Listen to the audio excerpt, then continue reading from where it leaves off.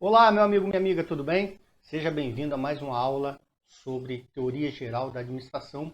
Hoje, nesse tópico, nós trataremos das decorrências da teoria neoclássica da administração, que daí deu origem aos tipos de organização. Essa é a parte 1 da aula. Eu dividi essa aula em 4 partes, né, que é um conteúdo um pouco extenso, para que fique mais fácil para a gente estar estudando, estar se entendendo melhor sobre essa disciplina. Vamos lá, então? Bom, a gente tem então, dentro das decorrências da teoria neoclássica, né, os tipos de organização, a gente vai ver o racionalismo da organização formal, organização linear, a organização linear, a organização funcional, a organização de linha staff e as comissões. Então isso tudo foi se dando origem a partir da teoria clássica, quando se reformulou na teoria neoclássica, e aí decorreram esses eventos que nós vamos ver detalhadamente cada um deles. Então vamos falar primeiro do racionalismo da organização formal. Então a característica mais importante da organização formal é o racionalismo. Uma organização é um conjunto de cargos funcionais e hierárquicos a cujas prescrições e normas de comportamento todos os seus membros devem se sujeitar. Então, dentro da organização formal, ela determina como as pessoas devem se comportar dentro dessa organização. O princípio básico dessa forma de conceber a organização é que, dentro dos limites toleráveis, seus membros se comportarão racionalmente, isto é, de acordo com as normas lógicas de comportamento prescritas para cada um deles. Então, o princípio básico é que todo mundo cumpra as normas da organização formal. Dito de outra forma, a formulação de um conjunto lógico de cargos funcionais e hierárquicos está baseada no princípio de que as pessoas vão funcionar efetivamente de acordo com esse sistema racional. Então, presume-se que todo mundo vai agir da forma que a organização, que a formalidade pede. Bom, vamos ver o que aconteceu então, vamos ver daí o que decorre ao longo do nosso tópico. Então, vamos falar um pouquinho sobre a organização linear. Então, o nome organização linear significa que existem linhas diretas e únicas de autoridade e responsabilidade entre superior e subordinado. Ou seja, tem o superior e tem o subordinado. Essa linha ela é reta, ela acontece numa diretiva só. É uma forma de organização típica de pequenas empresas ou de estágios iniciais das organizações. Óbvio que quando a gente percebe organização linear, se a gente for pensar desde a pequena empresa, então você tem um meio onde só tem você, depois você pode contratar uma pessoa, então mais linear do que isso impossível, somente com um patrão e um empregado. Pois essa empresa ela começa a crescer, você continua tendo diretivas. Você para o supervisor, para o subordinado e por aí vai. Até chegar um ponto que isso se torna um pouco mais complicado se você tiver uma empresa aí com 50 mil funcionários. Então, quais são as características da organização linear? Primeiro, autoridade linear ou única. Então, a principal característica da organização linear é a autoridade única e absoluta do superior sobre os seus subordinados. Decorrente do princípio da unidade de comando, típica das organizações militares. Então, a gente pensou em organização linear, a gente pensa em organização militar. A hierarquia é rígida. Ela tem linhas formais de comunicação.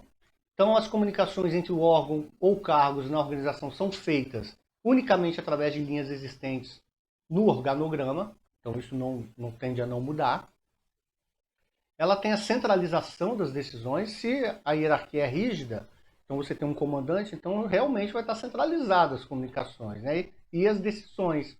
Então, como linha de comunicação está ligada a cada órgão ou cargo superior e sucessivamente até a cúpula da organização, a autoridade linear, que comanda toda a organização, centraliza-se no topo do organograma e os canais de responsabilidade são conduzidos por meio dos níveis hierárquicos de forma convergente até ali. Quando ele fala de forma convergente, é porque você tem uma base mais larga e ela vai convergindo até chegar ao topo dessa pirâmide hierárquica que existe na organização linear. Então, com isso, né, eu já até fiz o símbolo aqui, né, a organização é piramidal, né, ela converge para o topo desde a base da pirâmide. Então, em decorrência da centralização da autoridade no topo da organização, e da autoridade linear de cada superior em relação aos subordinados, a organização linear apresenta uma forma piramidal. Né? Toda hierarquia rígida ela tem uma forma piramidal. Né? Sempre cada superior manda em 2, 3, esses 2, 3 e mais 2, 3, esses terceiros em mais 2, 3 e assim sucessivamente, formando então a pirâmide. Mas aí vem a grande questão.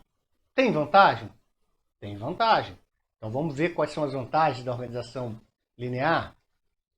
Estrutura simples e de fácil compreensão.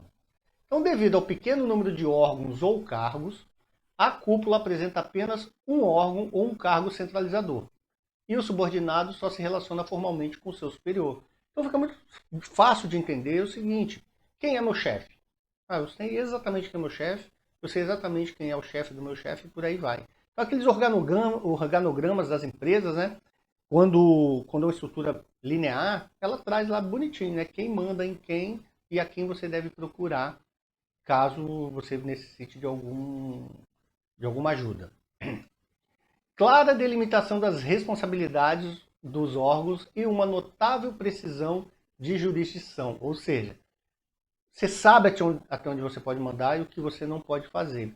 Então você tem responsabilidade limitada, ela está delineada pelo seu cargo.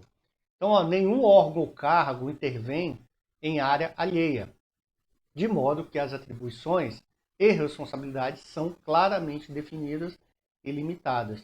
Então, se eu sou do setor de vendas, eu não vou me intrometer no setor de produção, que não vai se meter no setor de logística, que não vai se meter no setor financeiro e por aí vai. Cada um faz o seu dentro da linealidade. Ela tem facilidade de implantação, haja visto até que as pequenas empresas usam muito justamente porque é fácil de implantar isso. Então, o pequeno número de relações formais, a estrutura simples e a clara delimitação de responsabilidades eliminam qualquer dificuldade de fazer funcionar esse tipo de organização. Eu mando, daqui para baixo todo mundo obedece, esse aqui manda daqui para baixo, mas tem alguém que manda nele acima, e aí sucessivamente. Então fica muito claro da gente saber quem manda em quem, então é muito fácil de resolver as coisas. É estável, né? Então permite o funcionamento da organização graças à centralização do controle e das decisões de um lado e a rígida disciplina garantida pela unidade de comando de outro. E para finalizar, aí as vantagens, tipo de organização indicada para pequenas empresas. Então, tanto pela fácil operacionalização como pela economia de sua estrutura simples. Agora, um detalhe, quando a gente fala organização pequena, porque a empresa ela está toda sediada, às vezes, numa única base. Né? No único terreno, a estrutura está toda ali. Agora, quando você começa a ter estrutura em outro município, em outro estado, em outro país, aí as coisas começam a se complicar um pouco quando você fala de uma hierarquia rígida e delimitada ali nesse meio. Bom, também temos desvantagens, né? Nem tudo é só festa. Então, dentro das desvantagens da organização linear, nós temos aí a estabilidade e constância das relações formais, podem levar à rigidez e à inflexibilidade da organização linear, dificultando a inovação e a adaptação da organização a novas situações ou condições extremas. Então, a organização linear ela não permite muito novas ideias, né? Porque eu tenho que andar ali dentro. Eu pensei que eu sou da produção, mas eu tive uma ideia para o setor de logística. Às vezes você não vai poder passar isso, porque só a logística conversa com ela mesma. Então, muitas coisas se perdem nesse meio. Ou, às vezes, eu tenho um jeito melhor de eu atender a logística e ela me atender, mas como tem interface, eu não posso atuar diretamente ali na base. Autoridade linear baseada no comando único e direto. Então, pode tornar-se autocrática, provocando rigidez na disciplina, bitolando e dificultando a cooperação e a iniciativa das pessoas. Pensa, se todo mundo sabe onde termina a sua responsabilidade e o que tem que fazer, muitas vezes o amigo está precisando de ajuda ali, eu não vou fazer. Eu vou ficar, não, isso não é problema meu. Isso aí você resolve. A gente sabe que hoje em dia isso é impossível de acontecer, né? Hoje nós somos colaboradores, a gente busca ajudar mesmo a organização como um todo. Mas dentro, se ela for muito linear, você fala assim, eu não posso, eu até gostaria, mas eu não posso te ajudar, então paciência, né? Boa sorte. É isso que acontece. A organização linear exagera a função de chefia e comando. Então, os chefes tornam-se generalistas, portadores de todas as decisões e ordens que venham do topo da organização e transmissores de todas as informações que venham da base da organização. Então, ele se torna canal único, né? Tanto de cima para baixo, de baixo para cima. Então, isso exagera um pouco, é exagerada essa função de comando, né? Por exemplo, para mim, nesse caso aí, eu estou com alguma dificuldade no RH, eu tenho que ir ao meu supervisor para ele, e no RH, para o RH transmitir para ele e ele transmitir para mim. E não eu ir no RH direto, porque o RH é outra esfera. A unidade de comando torna o chefe um generalista que não pode se especializar em nada, a não ser em ser chefe, né? Então, além da excessiva ênfase na chefia, a organização linear impede a especialização, pois acumula os chefes com todos os assuntos possíveis dentro da organização. Então, ele se especializa assim em ser chefe, né? E mais nada. Só chefe, porque ele só tem informação, tem muita informação, tudo passa por ele, não tem tempo de fazer mais nada. Temos aí também, à medida que a empresa cresce, provoca o congestionamento de linhas formais de comunicação. Aquilo que eu falei. Enquanto ela está aqui, bacana. Enquanto 2 municípios, talvez ok. Vários estados, vários países, né, congestiona para você ter um líder só tomando conta disso tudo. Então, ó, principalmente nos níveis de cúpula da organização, que centralizam as decisões e o controle, já que não utilizam assessoria auxiliar. E, gente, cá entre nós, é muito difícil desgarrar de uma organização linear. Primeiro, porque ela funciona. Segundo, porque todo mundo quer alguma autoridade, né, algum comando. E às vezes as pessoas têm dificuldade de se libertar disso para poder colaborar com os outros e todo mundo ganhar junto. Né? Nós, seres humanos, ainda somos egoístas, queremos ganhar sozinhos. As comunicações, por serem lineares, tornam-se demoradas. Só tem um canal, vai por esse e volta pelo mesmo. Então são sujeitas a intermediários e a distorções. Porque já que passa por um canal, vira aquele telefone sem fio, né? É um canal só que vai até o final. Bom, falar das vantagens e as desvantagens da organização linear, a gente pode partir então para a esfera de aplicação da organização linear. Então, onde é aplicado isso, né? Na empresa pequena e que não requer executivos especializados em tarefas técnicas, nos estágios iniciais após a criação da empresa, quando as tarefas da organização são padronizadas, rotineiras e com raras modificações, permitindo concentração das atividades repetitivas, já que a estrutura é estável e permanente, então, né, todo mundo já sabe o que faz, funciona, não precisa ficar mudando. Quando a rapidez na execução do trabalho é mais importante que a qualidade no trabalho. Ou seja, a linha é essa, só faz isso. Né? Eu preciso ser rápido, eu preciso ter qualidade. E também quando a organização investe em consultoria externa ou obtém serviços externos em vez de criar órgãos internos de assessoria. Então eu tenho lá o chefe, dono da empresa, tem um supervisor e tem o pessoal que trabalha. Aí o RH, terceirizei. E o setor financeiro, terceirizei. Contábil, também terceirizei.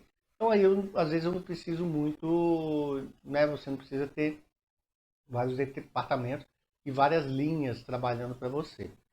E aí, né, retirado de Chiavenato, aí, temos essa figura, né, as funções básicas da organização linear de uma pequena empresa.